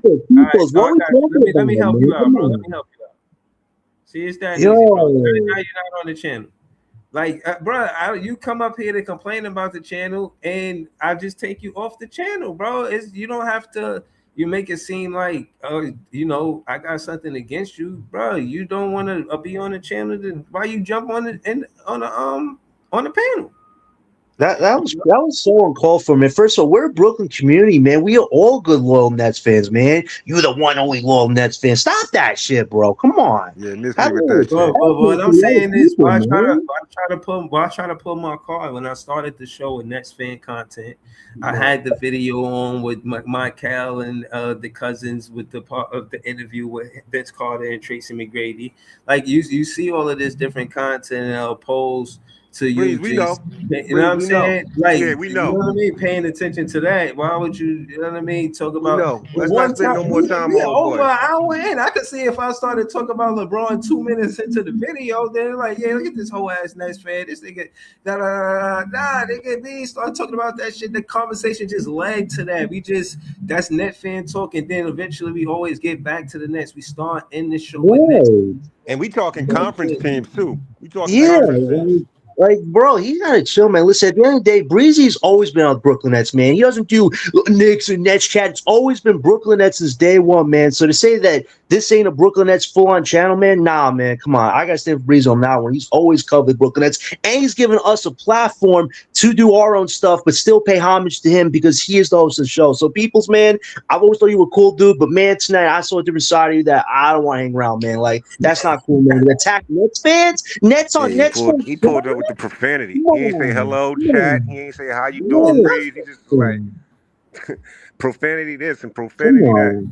Right, like I'm just like, yeah, I want you to say how you feel, but why you mad at us? Like, you gotta use your words, baby. Anything about any other team besides the Nets, you gonna come in here and curse us out? Like, bruh, I'll just take you off the panel for that. You know what I mean? I got no negative things to say about you, but again, if you talk crazy, you know I debate you. You ain't really had nothing to say. You just kept cursing. And bro, I appreciate the support, but if you don't want to support the channel, that's fine, bro. Like, you see what's going on, bro. It's a Nets fan channel. Like, we in the off season. It's slow. It's July 31st. Hey, yo, Breeze, not for nothing, though. I did that one time when y'all was talking about A-Cuff, but that's because we had just did the draft, and I pulled up, and I was like, yo, why are we talking about A-Cuff? We just got the number 6 pick, and we talking about it. But my shit had context to it. It wasn't just like, So yeah, I get it. But that was during the season when the news was heavy. Right now, shit's slow. We talking conference teams. You know what I mean? It is what it is. Yeah, but see, that's my thing is, but what I'm saying is, again, bringing it up is what make the show. That's what is the show, is that net fans get to talk net fan basketball. Now, again, just to highlight that conversation with Darius A-Cup Jr., I feel like the thing with him is watching this interview after the draft and all of that, and you hear Michael talking about defense. I never, you know what I'm saying, heard Darius A-Cup Jr. get that nod, that side of the ball. And I feel like one of the needs we needed was perimeter defense, and we did that too. We didn't just get a point guard in the Darius A-Cup Jr. We got somebody that can play perimeter defense, and that's something that we would have lacked. Hey, yo, when Mikal said that, about A-Cuff, when Mikal said that about people not playing defense and not being on the floor, I was like, oh, so that's how you felt about A-Cuff, because you know what I mean? That was the hit on A-Cuff the whole draft. And I know he was like, if somebody take him before me, if the Nets take him before me, this dude can't play defense. Soon as I knew he was going to cook him when they seen him, but yeah. But I didn't know that. I wanted to see that matchup, but I heard they asked for the matchup. He asked the assistant coaches for the matchup with Darius A-Cup Jr. I said, yo, he tough. You know what I'm saying? He competitive. He really trying to, let them know, like, yo, I'm here. This is what it is. Like, we gonna compete, then let's do it. I like that in a player, bro. That shows that, you know what I mean? I know what's going on, you know what I'm saying? And they the 6th and 7th pick. I think that's a rivalry that's just meant to happen. You know what I'm saying? Hey, yo, you see the Nets trading Terrence Mann and his $15 million contract with the $4.9 million we got left to get a decent player? I don't know. The only thing is you have to have a team that has cap space to take on the salary or match it, and there are not a lot of players that are around Terrence Mann making that $15 million. But again, you look at a team like Denver, they got to get off of this guy Zach Nege's contract, and they also know they have to do a sign trade with Watson. So if the Nets, let's say, get involved and do a 3-team deal where Watson goes somewhere else, let's say we give the Nuggets Terrence Mann, we get a young player like Zach Nnaji back, and he's only making, I think, $9 million for the season. Like, that's something I'm open to. You get a young player that really hasn't done a lot, but can maybe have an opportunity on this team. Like, what does Zach Nnaji do? He hasn't played a lot. I think he was injured early in his career, but he's kind of just been. I think he's a small wing or something like that. I got to check it out. But he's essentially just like a salary, like, you know, it's like a salary dump for a salary dump, but he's making a few less money than Mann, and he's not under any long-term contract. So, like, I would be open to a situation like that because I just don't think Terrence Mann fits what we're doing anymore. And I feel like you have a lot of good young players that don't, like, you know, he was there last year to dribble the ball for Egor. Egor can dribble the ball now. You know, he showed you what's Zach going to do for our team right now? He a small wing. We don't really got small wings. Like, we don't need no small wings. Yeah, I'm just saying, for the team.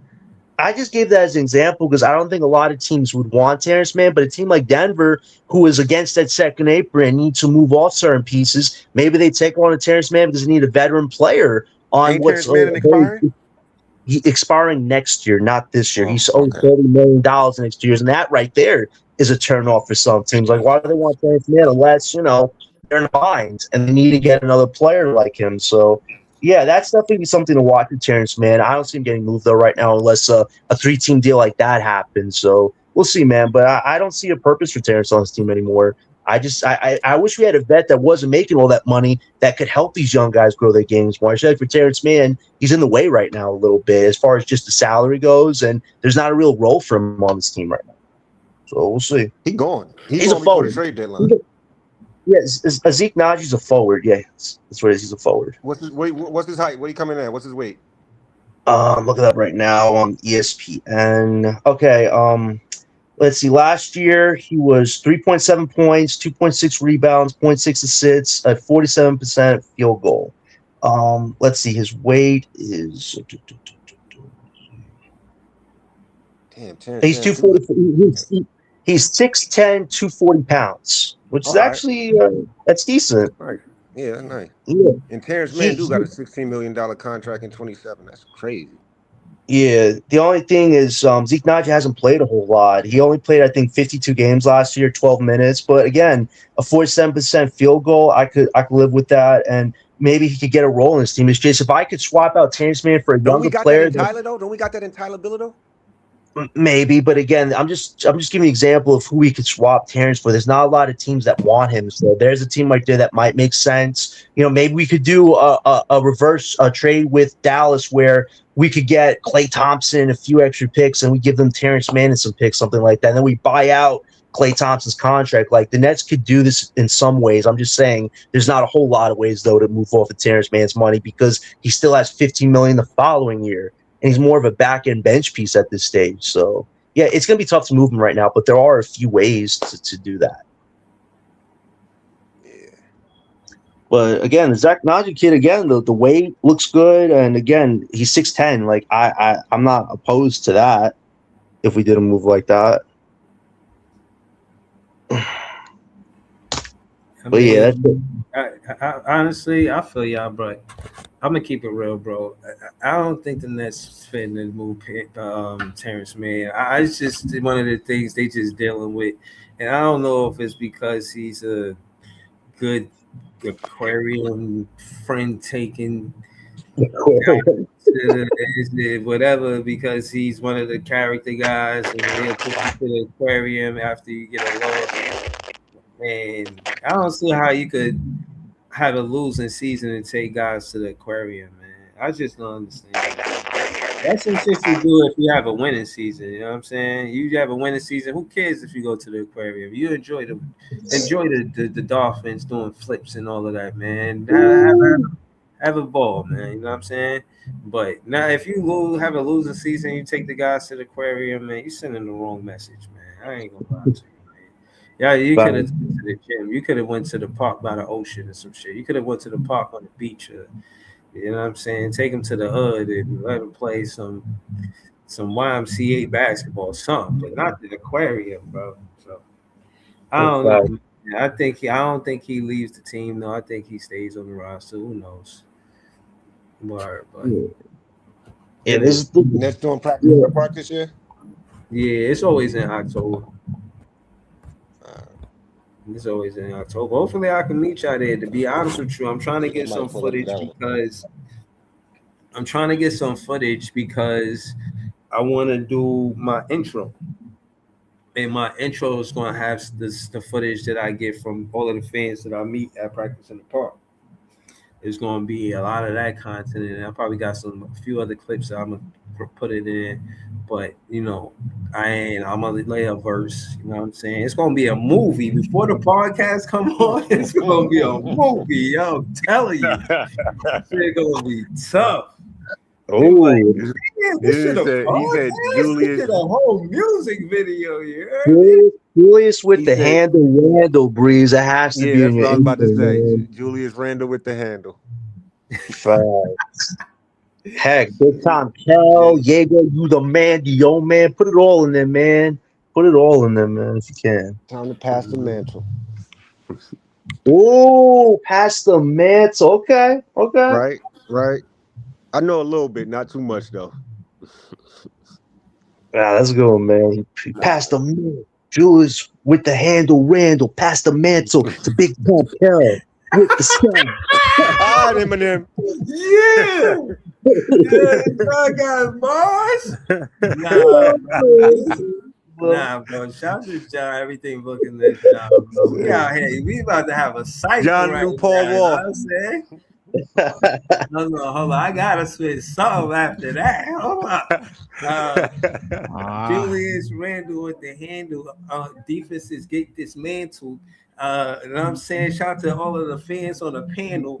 I don't know what I was saying that intro. That shit finna be hard though. You might want to put pen. You might want to put pen to paper. I ain't gonna lie to you. Yeah. It's time. It's time. It's time. It's time. Yeah. It's time. It's the off season. It's the off season. It could be the off beat, but it's time to put pen to paper, Breeze. So hold on, Leaf. How would you get on the track? Have you ever been on a song? Never. I produced a record that you will never hear. It was a while ago. It was on SoundCloud. I don't even remember the name of it, bro. Like I just did like the drums. I did the drums and the snaps and the snare. And a homie of mine like fixed it up. He put my name on it. I told him not to, but he put my name on it anyway. It was just that one track. I don't remember the name of it. It should be lost in the archives of SoundCloud. But if you ever find it, it's not mine. That's wild. But shout out to you, man. That's cool. Yeah, I tried to brief. I got it from Guadalajara. That it didn't belong to me. That was free. Hold on, Success Everything said, throw me on the anthem. I got balls. Hold on. Throw the balls in the chat. Throw the balls in the chat. So somebody didn't want it anymore, so it got canceled and I just kept it. Yeah, throw the balls in the chat. Yeah, definitely throw the balls in the chat. My bad. But I don't know why MSG is on the screen, but I mean this is where you watch Nets games. You gotta look at the yes part, man. They combined pick up Charlotte too? I think they combined it into Gotham into the Gotham app or something like that. Everybody not watching this, so let me read this for the people that's just listening that's not watching this. It says MSG Network dancing. Yes, it says dancing to be the exclusive direct-to-consumer streaming home of the Yes Network and MSG networks. It says subscribers can watch live Yankees, Knicks, Nets, Rangers, Devils, Islanders, and Sabres games and more on Dancer. So for the most part, I'm not going to read the whole article, but that's what it is. If you watch those teams, that's where you're going to watch that on the Dancer channel. Let me ask this question. This platform, what if you got the Knicks and the Nets playing at the same time? It's got to be set up so that. If on this platform, you're gonna watch the podcast, and I'm gonna have a net fan perspective. You know what I'm saying? I'm seeing it through my net fan eyes. You know what I mean? I'm not watching it through a Nick fan eyes. Like there's objective eyes who you neutral, you down the middle, you don't care if the team win or lose, or you happy if the team win or lose. That's not me. That's not how I'm watching it when it's with the Nets versus the Knicks. I'm watching for revenge from Julius Randle. I want him to play them like, yeah, y'all did me dirty. Y'all got a park for me in New York, and then y'all traded me the next day. That was the craziest shit I've seen. I said, yo, how they get a park in a school park with kids? He went there signing autographs, waving high, hugging baby. Next It's a thing, business. out of there. This is in Minnesota. It's freezing out there. Well, being It's a that I'm business. not going to be watching Nets What up, games on Lance? this app because I'm no longer in New York no more, so I'm not giving MSG none of my dollars. That's a good thing to definitely watch for, man. Julius Randle, definitely.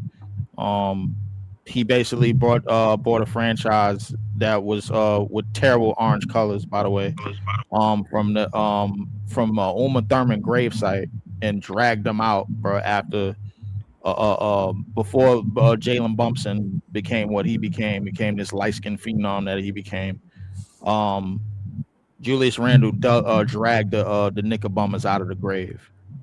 He dragged them clean out of the grave, bro. They was on an Yeah, but you can't be mad 8-year at the Knicks. hiatus, bro, and he dragged them clean out again. That's definitely one thing to watch for. Another But thing the to moves watch the Knicks for is, made, they won a championship. So like, how Randall gonna be mad? Like I get it, but like, if you're like me, the Knicks were handed a championship, and I'm leaving it at that. yeah, no, That's how we view it. That's how we I view feel it that a on little this bit. page. That's how Yeah, we I'm view it on partial this to page. that. I'm partial to that. That's how it's viewed on this page, man. And I think the host speaks to that too, bro. Like Yeah, bro. I mean, the Hawks. They play all of the bottom teams of the seed. Yeah, Like I'm agreeing that with was y'all. Like crazy. I feel you. Yeah. I definitely believe that. Like it was a I mean, tanking year. Mad so teams was tanking. Julius Randle definitely got something to aim for this year, man. I mean, he's back in the tri-state area, back in New York. But definitely something else to look for Nets fans to look for. But something else for Nets fans to look for is something that I would like every Nets fan to see, bro. Like before it even happens, we all talked about going through the draft and doing everything the right way and getting our homegrown pieces. The backcourt is definitely something that we believe in, just off of what we saw in summer league. I understand that, but what everybody else needs to realize is that a lot of the other pieces can connect as well. And y'all gonna get tired of me hearing this, man. Like saying this, bro, until it come true or until it don't. But hit the button. Danny Wolf, Danny Wolf to me, bro. Like I think that's so funny. Hit the button. what people have to understand is that Danny Wolf to me is by far the most unique player in the league, if not ever, because it's a lot of unconventional things, bro, that you're getting with him on the basketball court, bro. A lot of people have said, it's been said that he's a point guard that's trapped inside a 7 foot body, and I'm saying to myself, okay, well, just use it then. You know what I'm saying, bro? Because a lot of center things that you have to do just mainly involves rebounding and staying in front of your man and putting your hands up and being able to clear the boards mainly. But if you're looking for him to be Lob City DeAndre, bro, that's not going to happen. You know what I'm saying, bro? I'm focused on what we have on this roster and how we can make it work. You know what I'm saying? So I'm not focused on. I'm not focused on. The people that know what's his PRA. Tell him Danny Wolf PRA. Danny Wolf PRA is 20-10-5 to me. Wow. Like I'm just the only reason why I'm saying that is because I believe at some point in the season the minutes is going to be there. But if it's not, somebody in the front office sabotaged and somebody and the coaching staff don't know what they're doing. It shouldn't be any reason why Danny Wolf isn't at 20-10-5 as 29 to 30 minutes per game. Yo, Leaf, I'm not gonna lie. I think Danny Wolf is dropping that exact stat sheet score in the G League, man. Legitimately, I think he's gonna spend some time in the G League. I'm just kidding. I'm just kidding with you, man. Like, no, listen. I think Danny Wolf again. It depends on the opportunity. Like, he's gonna have to fight for a lot of minutes with some of the guys on the floor. Like, Breezy mentioned, there's Joshua Jefferson, there's Chaney Johnson, there's still Noah Clowney. Like, there's a lot that Danny Wolf has to stand on business on, and that is improving Yeah, as they're gonna give Danny Wolf minutes. I think all of the guys that you named, even including the center position, bro, if their name is not Julius Randle, bro, like I don't really think it's no comp right now. No, I understand that. And listen, Julius Randle is definitely a huge part of this. Like, again, he has a lot to prove in New York, given how things ended, but now he's coming back on a whole new team. And I think the biggest impact he can leave, even if Julius Randle's not here after next year, let's say, the biggest impact he can leave is he can show Michael and Egor what it takes to be physical in the NBA, to bring that big fight every night, because nobody had Julius Randle as a top player in the league. He made that case with the Knicks. He got the fans to take the bags off the faces. Hell, he took this Knicks base to places they've never been. And he also won a lot of accolades. But again, for Julius Randle now in this opportunity, he can help show this young core what it takes to be a physical team. And hell, maybe he could teach Danny Wolf how to be physical. Yes. And I'm glad you, John, I'm glad you brought up that point. I think that Danny Wolf, bro, and heard it from MPJ, bro. Like MPJ said last year in training camp, he was one of his favorite rookies to play with, bro. Like he just knew a lot of stuff right away. It's just a unique ability that he has at that size that you just gotta put it on the court and just see for yourself. The thing that I'm pushing, I'm not even pushing to be I know I said so. I told you this was going to happen, bro. Like, even though I am going to say that where once it does, but realistically, I'm just pushing for a lot of everybody that waves the black and white flag to see what I already see before it even happens. Again, Leaf, it's just going to depend on how he does in those first 10, 20 games. If he's averaging, like, let's say 12, 8, and 4, right? Let's say off the bench, that's good. Again, it's going to depend on Jordy's trust factor with him, and if Danny Wolf can be one of those impactful bench guys. Right now, off the bench, Josh Minot is definitely be a good scorer for a solid defender. The Keon Ellis and Nolan combo, that's going to be fun. It's how Danny Wolf is going to play at that 4 with Mo Wagner. How many shots? How many shots do you need? How many shots do you think he's going to need to get them 20 points? Oh, they get to 20 points, minimum 12, bro. Like, he don't need that many shots. 12 so you think his shot diet going to be 12? 12, 12 I see, because the thing is that a lot of his shots is just going to be more flow to offense, bro. Like if he has to score anything over 25, then that means that he has a night where he has that type of matchup and the shots is just falling. But I see 20, 10, and 5 is something that I see for him, bro. Like given the opportunity and the minutes and the usage rate.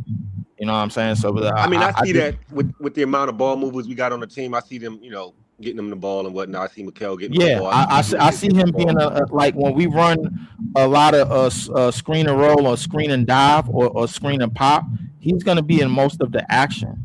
You know what I'm saying? Because the lanes is probably going to be there because the one thing I figured out about Danny Wolf, a lot of players his size that plays the center position and they don't play nothing else, they don't really know how to guard him.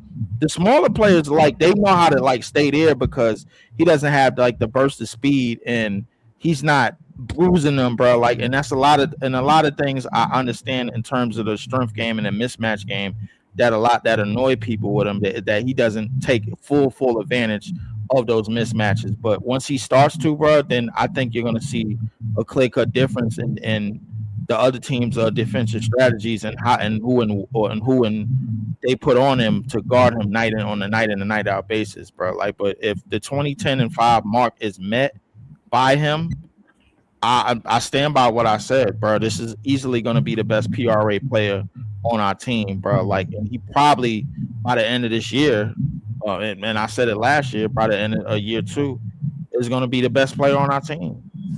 Wow, I mean, it's a high bar you set for Danny Wolf, and I hope he meets half of that bar at the very worst. But again, I disagree. It's not the best player. He better not be the best player on our team. My whole goal My whole goal is my goal. Just this shit, just everything going forward with everything that we've been on. Breeze has been. Yeah. I Yo, but hold gotta on, give. but no. Seriously, Leaf. Why does he have to be the best player on the team? You know what I Like, mean? come on, man. The best player on the team is usually either high PRA or high PRA and high usage rate. I see him filling up the stat sheet big, much more and much more efficient than anybody going forward on our roster. And that's no snub. And that's no snub at MPJ. That's no snub at Julius Randle. I think they are playing for contracts, but I think their best years of being number one players on teams was on like rosters that was kind of dead to rights to me. You know what I'm saying? Somebody lagging a little bit. Somebody audio is crazy right now. Somebody audio is crazy. But I think in order for the Nets to be a team of the future, bro, Danny, somebody under the age of 25 has to take up the reins and move forward with the team, bro. I know a lot of people wanted to be somebody in the backcourt, but I think those guys got time to be 20-point scorers and top players at their position someday. I just think Danny Wolf has to do it now, just being the fact that he's 22. I get you saying it because of the age, but I just think for Danny Wolf right now, I think he's going to look good against the bench units. But when you make him a starter, you go up against those big boys, man. You go up against the Giannis of the world. I know he had a good showing against Giannis, but that's Giannis, man. Giannis ain't going to let that happen again. But some of the wings, even Paolo, like the high caliber starting wings are very physical, very agile. And I think for Danny Wolf, he, like you said, he could get some shots against them, but they're going to get shots against him as well. So I just think off the bench is where you can maximize Danny, because you could play him around the court more and you can surround better defenders with him. Like, our starting lineup is fun, but I don't think it's exactly a lockdown defensive squad with Danny. So, Leaf, I agree. I'd rather put Danny Wolf in a position to succeed as opposed to a position he's going to get scrutinized. You make him the starting five, like, the rebounding's not always going to be there. He's not going to look good against some of the best players. So I'd rather put Danny Wolf in a position where he can at least succeed, Leaf, right now. And I think off the bench, that's where you're going to see the best Danny Wolf for right now, until, a Randall or MPJ are moved, let's say, and then there's an opening. Maybe he could start. But I just think for right now, you want to put Danny in a position to succeed, not where he's going to get, chewed up by some of these big boy teams. I think the total opposite. I think at the 5 he'll thrive, because the thing is that a lot of teams are gonna be looking to just lay their 5 in the paint, or switch off, bro, to lay their 5 in the paint, switch off on Julius Randle. Julius Randle may get more paint touches, but I think the more pace and more space and space that you have as a team, which I think we're leaning towards with him starting on the 5 wheel in this roster just for this year. It doesn't have to be something going down the line. I think we'll probably get our the center that we want sooner or later, but I think just for this season, I think we're going for a strong pace and space lineup, and I think Danny Wolf plays to that. And I think a lot of centers are going to have to figure out how to guard what is probably the most unique player that they ever seen in that play that position. I mean, I ain't mad at that, but you said that the 27th pick is going to be better than the 6th and the 8th pick. I don't agree with that. But Leaf, we gotta look at it for what it is. Sangoon was better than a lot of lottery picks on his team, bro. Like, he wasn't a lottery pick. It's a bonus. I haven't seen anything. From this man for you to be like, for that to be. No. I'm not. But all right. But when the year that the Rockets won 51 games, Sangoon was listed as the best player, bro. Even though Jalen Green did lead the team in scoring, but he led the team in scoring with 21 points. Sangoon was averaging 20, 10, and 5. Yeah, but you saw. I don't see that as necessarily what. No, I want to continue this conversation, because not to bring up Joker, but Joker was a 2nd round pick. The lottery picks was Jamal Murray and MPJ. MPJ was just outside the lottery. You know what I'm saying? So, like, I think it's all about, bro, who is playing the best with the lineup, and who is much more better in terms of usage rate, and who is much more better at PRA.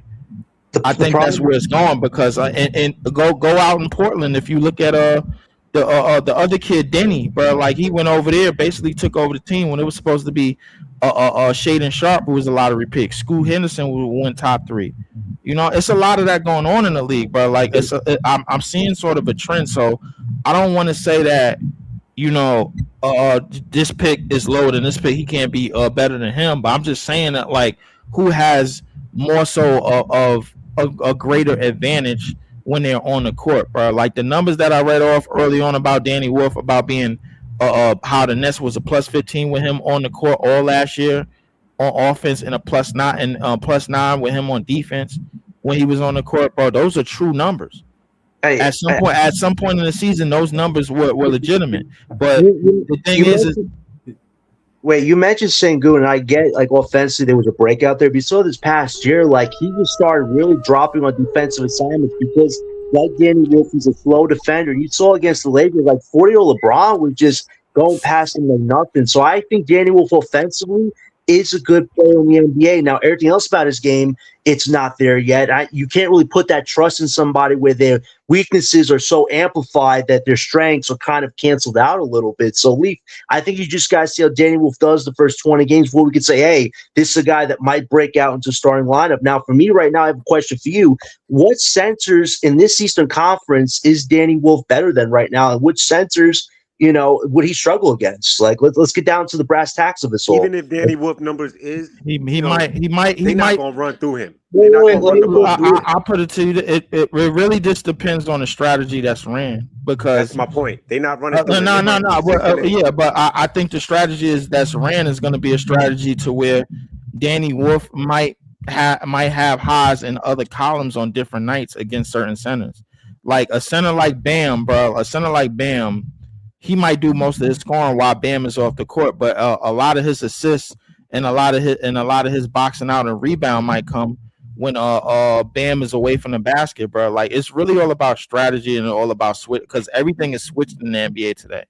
You know what I'm saying? So I don't think like a pure matchup is going to take place unless a team is committed to that. Well, like, the thing is, I think that the Nets is going to run so much action to free him up and get him a lot of more advantages where Bam is not on him as much, bro. Like wherever Bam or wherever Giannis is, bro, on the court, that's not where we're necessarily attacking. Unless Giannis is a foot slower defensively, which he has become a foot slower defensively, but he's still one of the best defenders at his position. You know, we're not going to just attack Giannis all day just to attack him. But yeah, But the thing is, if you see a weakness, if you see Giannis might play a back-to-back and he might have an ailing injury, bro. Like, that injury might be attacked with the versatility that we put on the court. I think everything goes into strong strategy in terms of when you put Danny Wolf at the 5, bro, because I think that in terms of the way the roster is constructed, not the purpose of what we want the roster to be, but in terms of the way the roster is constructed, I think offensively we play to that, bro. And I think Danny Wolf could be a great help to that.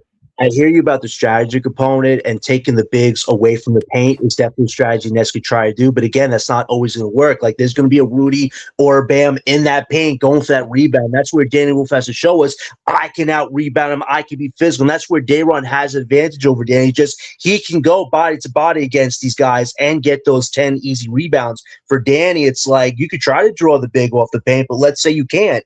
You have to show us I can get that rebound and put it back up, or find somebody in the corner for a 3. Like, that's where we really got to see with Danny Wolf. Can you go from finesse big to that gritty physical big? I feel like if we can do that, Leaf, then you kind of, what you're saying, I can understand a bit more. It's just the proof has to be in the pudding with Danny Wolf evolving his style of play on the court. That's what we got to see. Danny Wolf ain't never been a beast. He always been a finesse player. And that's where we have going back to college. Yeah, going back to college. Yep. I think that with the added 10 pounds of muscle and the ability to know that most of your physicality is going to come on the rebounding and on boxing out and on defense, that a lot of his stationary work on the offensive end would just play to itself, because, like I said, most of the dribble handoffs is probably going to go through him if he's starting at the 5, and they're going to be played overly because, like, whether he's shooting 1 for 9 from 3, or whether he's shooting 3 for 5 from 3, or whether he's shooting 6 from 8 from 3, he's going to be guarded, because the thing is that they know that he can hit him. They know that he can hit him, and then he give it time. So I think just the element of making the defense commit to something, bro, like is what we're trying to do with a space and pace lineup. I think that when you add an ability to the court and when you add a known ability to the court, you don't see. But do you see the strength of him coming off of the bench? Like, not a I sight. don't. You know where I see the strength of coming off the bench, bro? I see the strength of Nolan coming off the bench. Because I think no. But the reason why I say Nolan is because I think Nolan on this team is closer to TJ McConnell, bro, than anything, bro. Because that's somebody that I see the way that he's going to lead the second unit. The second unit is going to play a whole lot much more faster. I think with Danny Wolf in the starting lineup, we play with much more control because a lot of the dribble handoffs and a lot of the read and reacts off the screens is going to be there. And this is somebody that you could continuously run action through or run action with or without the ball. And we know Danny Wolf could run pick and roll with the ball and without the ball. We know that. See, but that's where Nolan could fight Danny in the corners because Nolan's going to have a lot of attention with his speed. So if Danny could be open in those corners and hit assist 3 from Nolan, then okay. I think that's where Danny's going to shine. But I just think, Leaf, we got to see the physicality get better before we could say, okay, Danny Wolf's at that level. He still has to show us a lot. You know, I thought in the summer there was some things we could work he was good at, but other things it's like you guys show us could be a better defender because a lot of teams, Leaf, are going to attack this guy. And if Jordy is going to play him, from like 2 to 5, that's kind of where Danny has to show us the strengths on the defensive end, or else they're going to start attacking Danny a lot because as good as he is offensively, which I agree with you on, he can be good offensively, the defense, that kind of cancels out the good Danny Wolf brings. And to what Devin said, you can't be a finesse big anymore. You got to bring that physical Brooklyn grit if you want to be the big of the team as opposed to just a wing player. I put it to you this way. Like, I believe, bro, and you might not think this is true. Defensively, I already think that he way better than Sabonis and way better than Sengun. Wow. Okay. Wow. Like just in terms of Leaf. When you finish with that, pass that over here. Yeah, I'm gonna pass that. You said when you finish with that, pass it over. Like to be honest with you, bro, we know Sabonis at almost every single time, but even since the Indiana days, even in the Indiana days, Sabonis has been a negative defensively. Even in last year, when the Rockets finished top 10 in defense, because of the Terror Twins, bro. Like Sengun was a negative defensively, bro. Like a lot of times. They haven't really shown you defense. Somebody like what's that dude name that used to play for the Celtics that went to the Spurs? What's his name? Kornet. Yeah, why you didn't say he was better than Kornet? He's not better. He's not better than Kornet. He's not better than Kornet. He's not better than Kornet, but he better than Sabonis? Defensively, no, I'm talking about defense, bro. Like Luke Kornet defensively, bro. Like he's gonna give you something at the basket. He's gonna give you strong rebounding presence. He's gonna give you like that. That's the type of big that he is. You're talking about defense, okay? But yeah, I'm just talking about the defensive side of the ball. But so. The thing that I attribute that to is the fact that one of the things that we know, Danny Wolf can move his feet, and he has great footwork for his size, not just for his size, but period. Like he's somebody that can show out on the perimeter. He's somebody that can show in the paint. If stronger defenders are finishing over him, it's usually Giannis or the premier strength defenders, which nobody can stop them. We saw Clemens finish over Danny Wolf this summer, though, too. Remember that? That was a little concerning. I saw a few people get a finish over him, bro. I'm not saying that cannot happen, but it's not happening on a consistent basis. You know again, he has to show defense. You mentioned Sabonis. I think Sabonis is very underrated. He might be one of the best offensive bigs in the NBA, but his defense is so bad, it cancels him out. That's what you don't want with Danny Wolf. That's why off the bench, it's better because you got Keon Ellis, you got Nolan, you got Minot, you got Drake, and Breezer Greenmills. You can surround the right defenders around Danny, where offensively, the dude could drop 20 points, I believe, off the bench. But as a starter, I just think those weaknesses are going to be similar to Sengun and Sabonis. Good offensively, but damn, teams can attack the crap out the guy. And you don't want that if you're trying to build out a balanced system. And I get you don't care about balance, Leaf, but I want Danny to succeed, not be kicked off this team in 2 years because we gave him the ball and he'll run with it. You said 20 off the bench? If you have the right defenders around him, that means Danny could cook, and defensively, you have guys to back him up. That's what I'm saying. That's the best situation. So if he's doing 20 off the bench, then he's the sixth man of the year in the M.I.P. I'm not going to go that far as Leaf goes, but I'm just saying what Leaf knows. Bro, that's kind of numbers warrant that. Well, the thing about bringing him off. You saying with 20 points with Josh Minot, with Nolan Traore. The thing about bringing him off the bench. One ball. He can score 12 to 14 and be effective. The thing about bringing him off the bench is that like 20 every night, guys. Just I'm being clear. I didn't say every night like Leaf would say, but I'm saying maybe around 14, 15 what you said. But again, if you have the right defenders, Danny is going to be able to stick to his strengths. But if you make him a starter, he's going to be more of a liability than you want him to be, like with Sabonis and Sengun are. So just to clarify, if you have the right defenders around him, he should be able to average around 15. Okay, I think if you make him a starter, bro, what we're committing to is a high octane offense to win a majority, if not all, of our games. So with that starting five, but the thing is that. Just talking about the starting five, I think you have a lineup that you want to play down the stretch because versatility means a lot down the stretch of these games. It's a lot of centers that could block shots, that could rebound. At a high level, they get played off the court because of what they can and can't do down the stretch of games. And they put themselves at a liability because 9 times out of 10, they usually have to guard in a place that they're not comfortable guarding at. And that's what Danny Wolf adds. So if they have to move their feet and they have to meet at the basket instead of just waiting for somebody to come down there and they could just clear the paint, that's how they usually get in foul trouble. Focus on how somebody like Wemby gets in constant foul trouble when he has to run from the 3-point line all the way back to the paint. That's where most of his fouls come. The same with Rudy Gobert. The same with Mitchell Robinson. The same with a lot of these other players. When they have to move their feet, that's when they get in the most foul trouble. Danny Wolf is moving his feet and just keeping his hands up because he knows he's not that type of shot blocker. But the thing is being when you are great Player with your one, feet, pull up.